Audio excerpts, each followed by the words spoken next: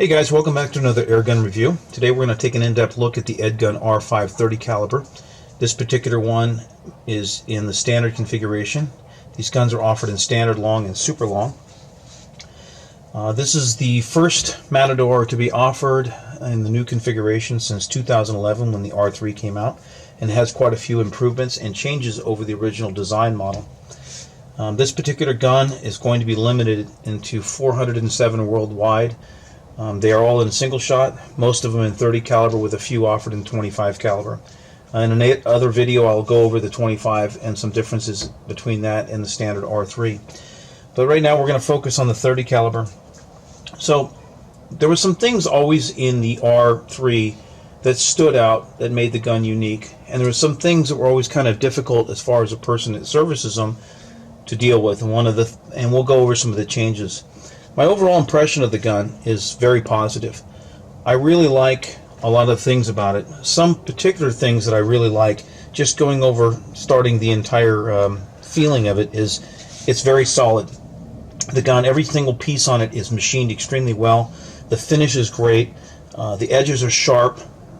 I really can't complain about a lot of things. I think the new machine shop that Ed is using in Moscow is excellent, and their work is fantastic. And of course the aluminum that Ed gets to use from Russia is excellent in all respects and takes a really good finish. So the finish itself is very durable. So that's one of the things I really love about this gun, is that it's definitely meant for field use. It's not a safe coin, if you will.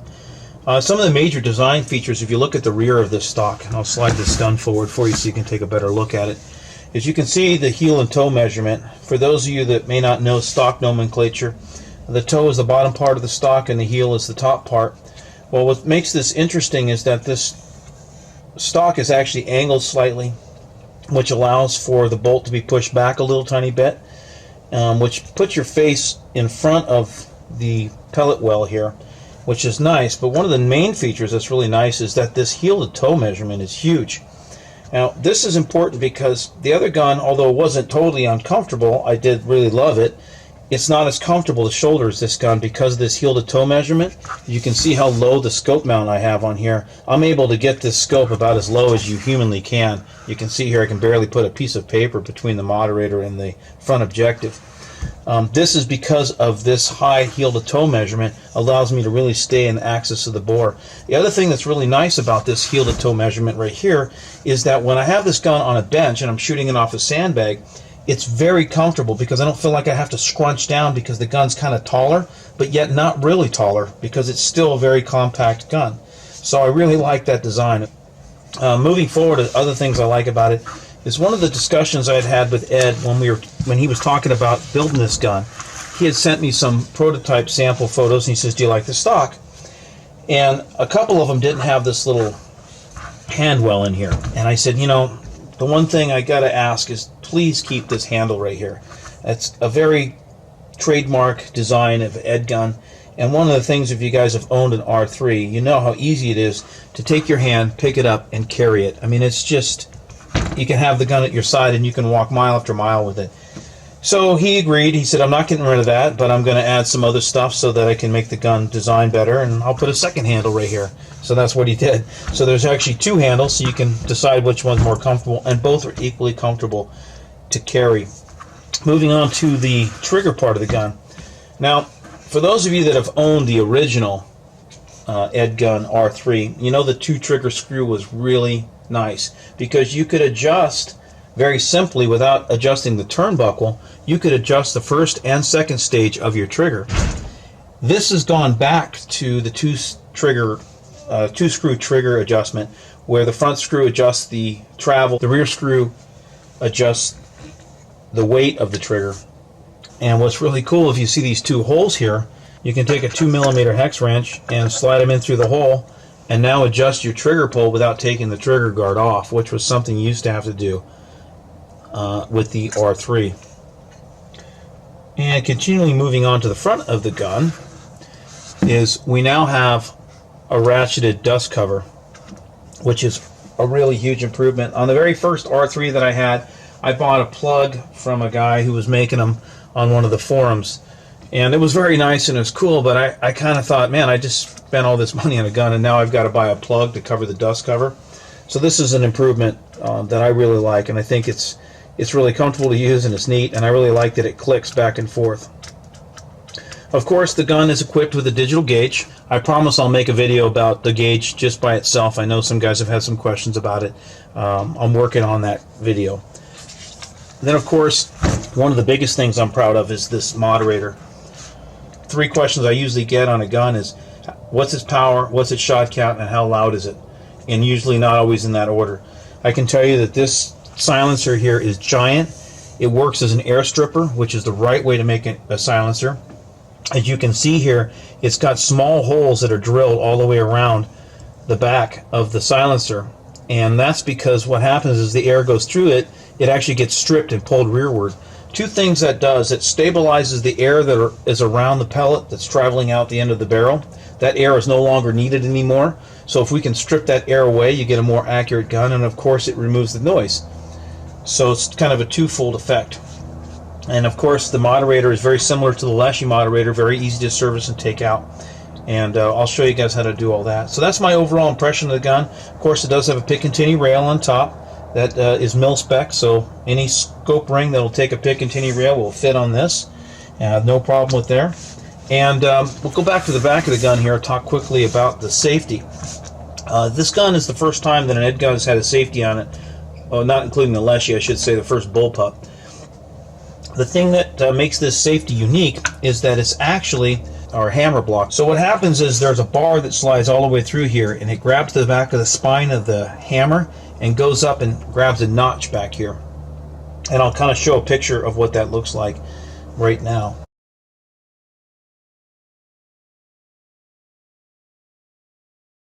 So in order to activate it, it's going to require some force. So of course the gun has to be cocked. You cannot activate this safety with an uncocked gun because the bar will ride up over the spine and make it so you can't cock it. Now it does take some force to put on, as you can see here. And the reason being is, as I said, it's sliding up the spine of the hammer and sitting into a notch. There's a couple things I don't want you to do, and I'll go over that as I take the stock off. But first things, let's talk about how simple it is to clean the barrel. Now, this is my PSA, as I'm going to say right now. Please, for you guys that buy and work on your own guns, buy yourself a decent set of tools. Don't go to Harbor Freight and get cheap hex wrenches. Now, a lot of these screws are not as small as they used to be on here, so it's not as big of a problem. But a cheap tool does not grab the hex head properly, and it is easy to strip. And then you'll be calling me to have a screw extraction. So to clean the barrel, the first thing you do is cock the gun, obviously. I skipped that portion because it was already cocked. It's much easier to take the bolt off when it's cocked. So go ahead and cock the gun. If your little cocking lug comes off, it's really simple. There's a notch inside the bolt. Just remember that the cocking lug needs to have the short end facing rearward. So you're just going to line it up until the cocking lug sits into the bolt, and then put your friction plate on top. So now you have an exposed breech here. Take the O-ring out when you go to clean it. You can just use your fingers or a little tool like this, and I'll put that up there so you can kind of see what I'm looking at here as you guys are seeing me pull it out. This will just prevent you from losing it, and what's really nice is that this breech O-ring is really simple to put back in. So I would just take the breech O-ring out, and now sliding to the front of the gun, I found it easiest to just unscrew the moderator and not worry about taking it out of the end cap. And then you see your moderator will come right out. And I'll tell you the reason why I think this is an easier way to do it is it's much easier to line up with the front of the gun here. As you can see right here, the lug is going to be your aligner. The barrel tensioning lug for the moderator is also the thing that tensions right here the barrel to the breech. So it's much easier to line that up. So I would just take off this entire moderator cover, and then you can have access to your moderator right here, and this is what it looks like, and you can clean this. You will get some lead dust because it's an air stripper, so it does collect lead dust, and you can just clean it off with a simple cleaner. Don't use anything harsh. Ballistic works great. So now to clean the barrel, the breech is nice and exposed, and you can use a fishing line, or there's some other companies that have like a pull through. You can even use a bore snake that has the bristles taken off. I think they sell them without the bristles, but you can just buy a cheap one and pull the bristles out yourself. Put your cleaner on there, pull through until you have a clean patch, and now go ahead and put your gun back together. So let's go ahead and put it back together. Is I normally unscrew the cap if I'm going to put this back together, because I want to make sure that my O-ring that seals the moderator in the end is properly fit. Now for me, I have found it's easier to align my moderator like that, because otherwise you have to sit there with your fingers and kind of twist and get it to fall in place. So as you can see, it sits pretty easily. Take your female ended thread and stick it on here. One thing I'll caution you is take your time to make sure that you've started the threads correctly. Maybe take a counterclockwise turn, feel it click, and then go ahead and thread it on. Okay, so now your moderator is already lined up in the front here. Take your O-ring, place it in the little cutout for the moderator, and replace your end cap. And now we're going to put our bolt back together. Again, just a single screw in the back. Oh, don't forget your breech O-ring. Look how easy that goes in. No more magic fingers, no more sticking a dowel rod down the end of the barrel. That makes me really happy. And it's not a bad idea to lube this screw right here, because you remember these screws are made of steel and they're going into aluminum. And whenever you have two different types of metal, sometimes they grab each other pretty well. So you can put a little bit of anti-seize. If I use anti-seize, I use food grade, or a little bit of super lube on the threads. Tighten it down, and that's all you have to do. That is pretty simple. And now your gun's back in service.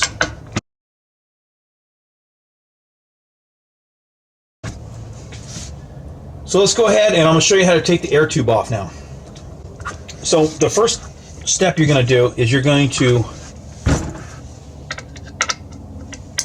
loosen the bolt on the trigger guard.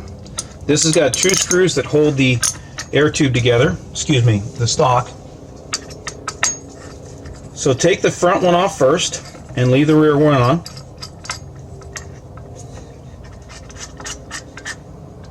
There is a screw in the rear here. It's just behind sling lug. So this one's always going to go second.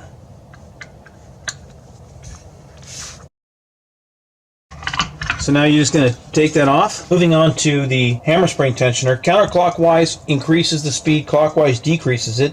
This is notched like the Leshy is. It takes a 10mm hex head and just slides right in here like so. And then you can adjust it. And what's nice is this is no longer going to come loose while you're shooting or give you any trouble with backing the hammer spring tensioner off, because it's notched. And take the air tube off. I'm going to show you how to do it. On the weak side, or the left side of the gun, you're going to see a little small hole here, a 4mm hex head. You're going to go counterclockwise to take the tube off, and this might be kind of tight, so use a good decent tool. And I'll use a different tool so you can kind of see what I'm doing. You're going to go counterclockwise. Move my hand out of the way there. You're going to go counterclockwise, and then when it gets loose, you're going to push it all the way down and then give it a little turn. That's going to lock that wedge that drives up to the bottom. Take the air tube with your hands, put it on the top of your scope. Really simply get towards the rear here and pull it up and push it out. It's really that simple. Up and out. And now your air tube is off. As you can see here, you have an oval transfer port that allows more airflow, and there's a bleed screw on the front here that you can use to drain the air tank. So let's go ahead and drain it right now. This is going to be a 2mm hex head. Now, one thing I want to caution you, and this goes for every brand of gun that has one of these drain plugs. A drain plug is just merely a grub screw with a detent ball underneath it. There is no need to take this screw all the way out. As a matter of fact, I do not recommend it. What you can do if you take that screw all the way out is the air flowing past can blow that little ball out of there, and then you're on a hunt on your hands and knees through your carpeting. So my suggestion is do not take this ball all the way out. Just turn it until it starts bleeding air. Okay, so now the last little bit of air is drained out of here. What I want you to do before you try to pull this out is I want you to take something soft and push on the back of the valve and make sure it's fully drained.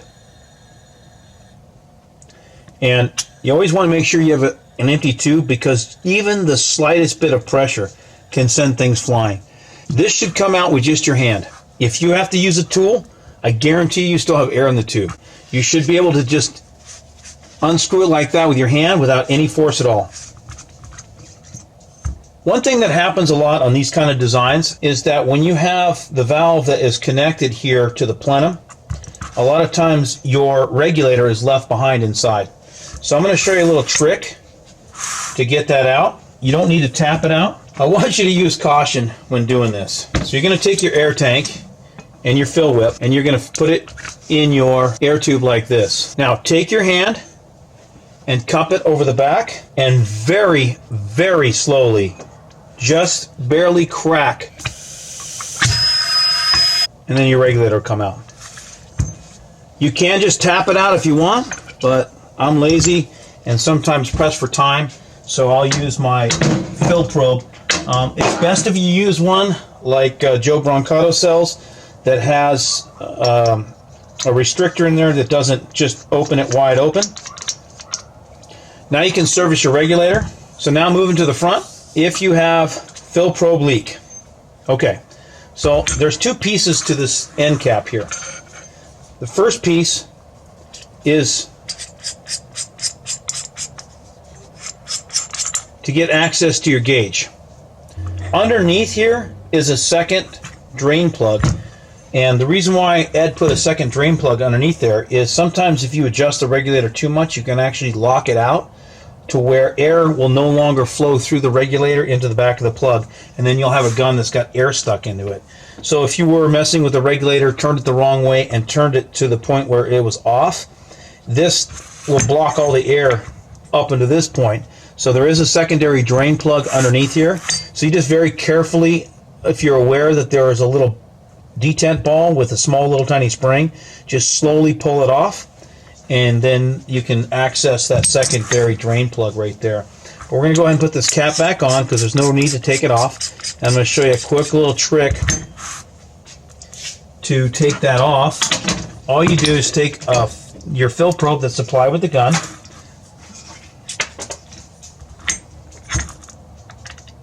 stick it in here, and use that for leverage to take that off. Man, Ed put a lot of threads on there, huh? Okay, so now inside here is your 2.57 by 178 fill probe O-ring that adjusts how fast the gun fills. It also may leak. If the leak comes out of the fill hole, 100% of the time, it's this little guy right here. And there's also another 25 by 3 O-ring in the back here, and that's how you get to your fill assembly. Now, just reverse the order, put your plug back in, make sure you lube your O-ring. So because this gun's a 30, it has a heavy hammer. I do have spare valves, but I doubt you'll ever need them.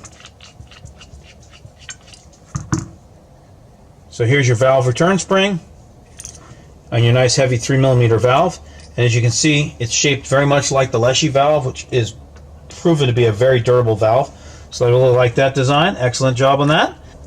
Okay, now when you reinstall your regulator, if you ever got into it for whatever reason, you always lube the O-rings, and the reason being is you're going to push these past the threads, and if you push it past the threads too much, you can tear your O-ring and then get a leak.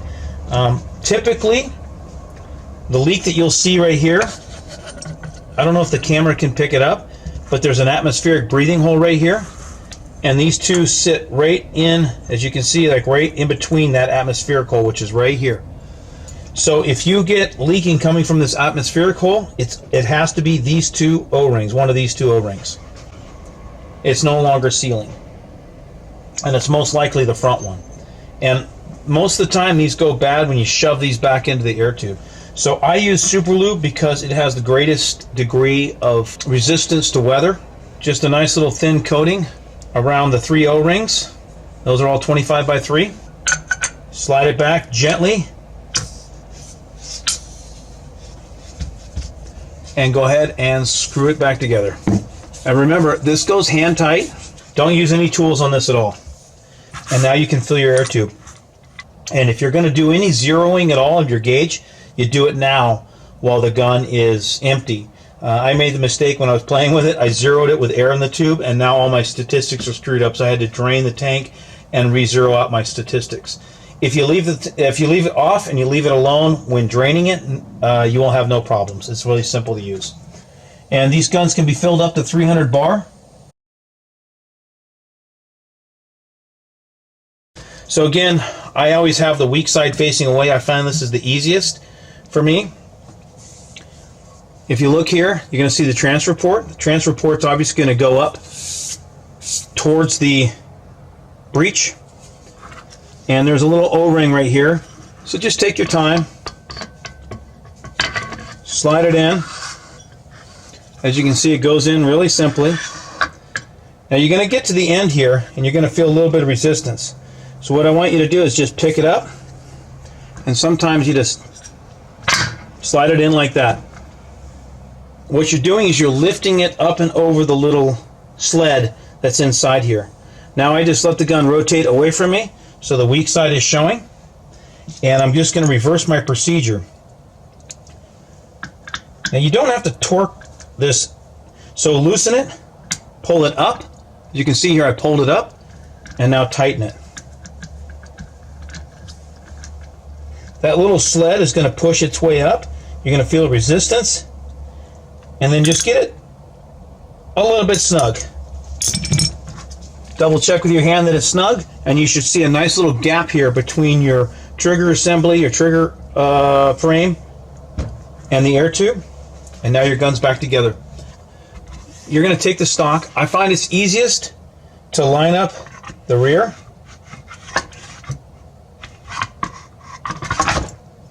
And then the front. And now just slide it straight down.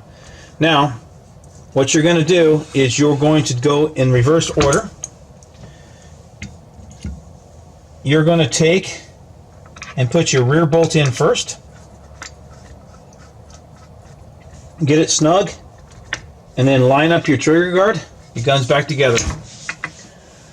Okay, so let's go ahead and put it on a chronograph and see what it's capable of doing in the factory settings, and then take it out to the field and see some long-range shooting.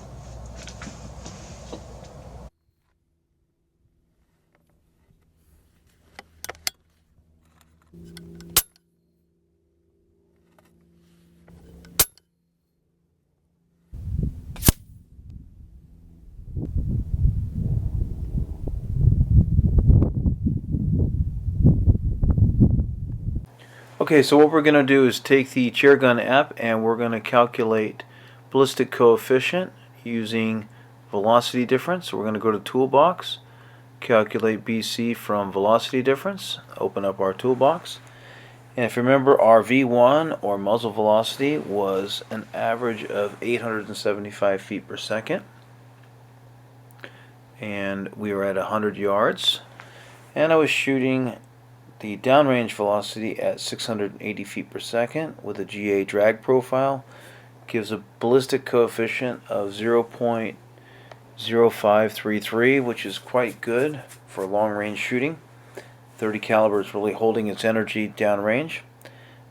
In future videos, I'm going to test this ballistic coefficient versus a higher speed when I show you my next video, shooting this pellet at 900 feet per second. And then I'm going to also compare it to the 50 grain and see which one will give us the best downrange ballistic coefficient. So I hope you find this helpful, and you can use this number to plug into your chair gun or Streelock phone app.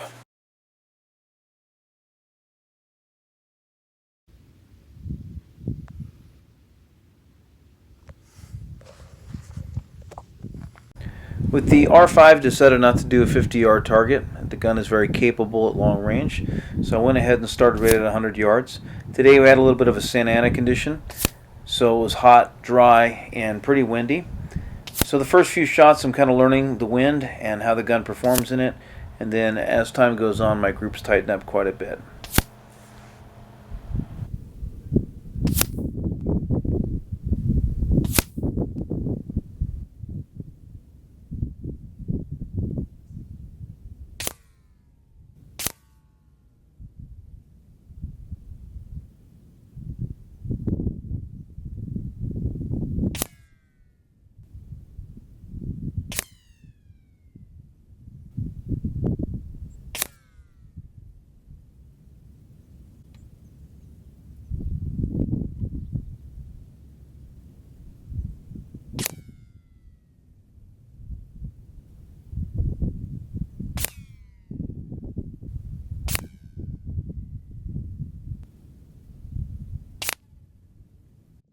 One thing about the 30, it's hard to make tight groups when it's cutting such giant holes in your cardboard. That is definitely pretty fun to shoot, both of them. This first one right here is my wind dope. Still probably within a kill range of most stuff, but it is fun to make giant holes. I think you could win that almost win that carnival game where you try to cut the bullseye out with this gun.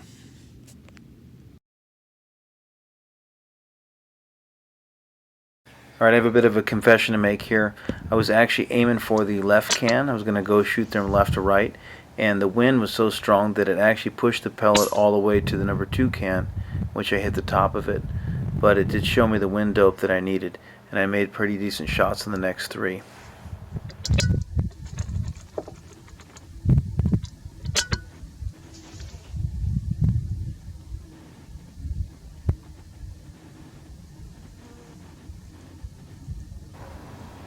This one I thought I missed. Well, actually I technically did miss.